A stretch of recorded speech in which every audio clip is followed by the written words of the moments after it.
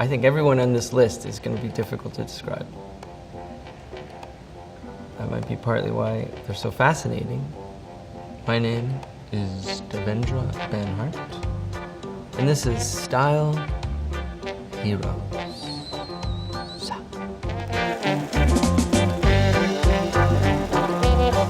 The Cockettes. So the Cockettes, they were born out of the creativity and chaos and commotion of Haight-Ashbury in the 60s, but they were so radical, they were their own thing. They were anti-capitalist, commune, anarchist, genderless, completely wild explosion of creativity founded by Hibiscus, who was the main first Cockette. They would perform around San Francisco, and they would do their own versions of cabaret shows and famous Broadway shows. But what makes it special? What's special? Why are they style stars to me? It's that they really knew how to walk into a thrift store and see a lampshade and say that's going to be a hat, then see some curtains or an old shower curtains and say, okay, that's going to be a skirt. And they just reappropriated everything and really made their own outfits based on these kind of disparate materials that you would find just at a thrift store, in a garbage dump, or at a flea market. I think next time you go to the thrift store and you see anything, just consider making it a hat, and you'll be honoring them to some degree. They helped me open up that bottle of glitter and just let it go, you know. I'm still shaking off glitter from my beards, thanks to them. Okay, second style icon, Georgia O'Keeffe. Georgia O'Keeffe, if you don't know, was one of the great modernist painters, considered really the modernist painter or abstract expressionist painter of the United States. She was this dedicated, completely disciplined artist whose main focus, of course, is her work. That didn't stop her from looking fabulous. Her most famous work is really bright and colorful. Landscapes with skulls and flowers, bright, colorful flowers. Her personal style is very minimal, very monochromatic, black and white.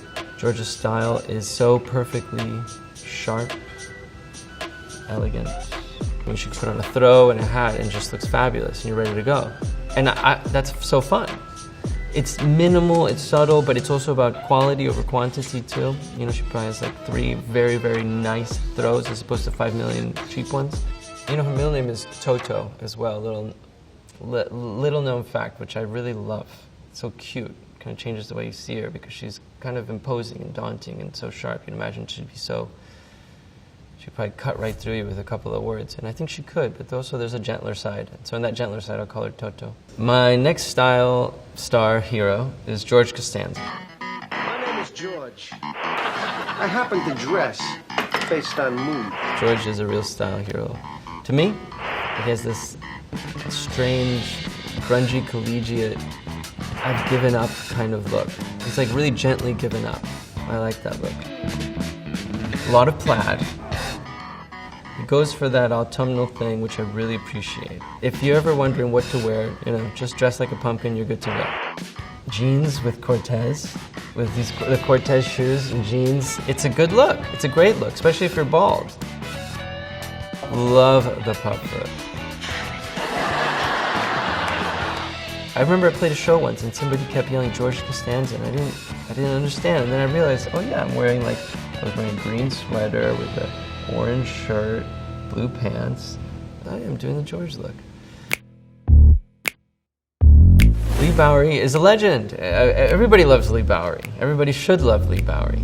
Leigh Bowery was an Australian artist who made his debut on the London scene, part of the new romantic club scene.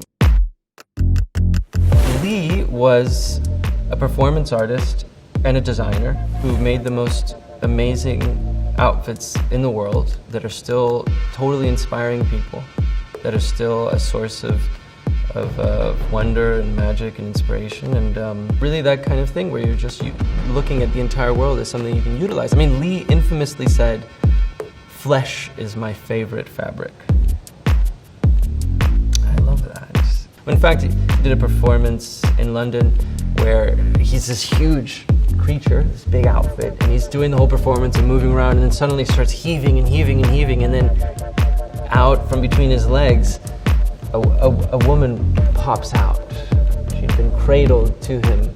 Actually, her face, I think, was in his crotch the whole time, and then finally he births out this woman. Later, actually, ended up becoming his partner.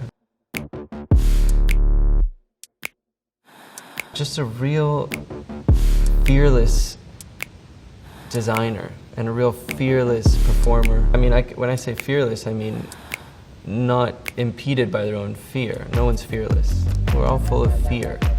But can your fear guide you or lean into it and embrace it? My next style hero, Glenn O'Brien. Glenn was a writer. Glenn had a TV show on public access called TV Party. It was a huge influence on me and all my friends. Hi, and welcome to TV Party. It was a show where he really just had his friends stop by, but his friends were Jean-Michel Basquiat and Blondie and Richard Hell and all these amazing artists. And he was kind of this embodiment of cool to me. I remember as a kid seeing him and just going like, oh wow, you're just cool. Glenn was known as the style guy for GQ. It is a classic style, but he's definitely paying attention to every element of that. I always loved how he didn't take fashion too seriously, but at the same time he cared about it. And at the same time he knew how to dress well, and he knew how to make a good joke about the fashion world. And I think that's important. To have that sense of humor. His vibe is super funny. I met him a couple times in real life and he was really cool. He was just somebody who's present and isn't really altering the way they behave for the rest of the world, which is a really rare thing, you know, that somebody who's rooted in themselves and just be themselves in every occasion. And I think all these people that I've mentioned have a sense of humor. Even the fact that Georgia O'Keeffe's middle name is Toto, there's a little bit of sense of humor in there, and I'm sure she was the funniest out of all of them. I'm sure. So that's an important thing too. You know, it's like let's take fashion seriously, but not ourselves so seriously, or reverse that. Maybe don't take fashion so seriously, but take yourself seriously. Actually, don't take yourself seriously. That's for sure. So, yeah, take fashion seriously, just not yourself.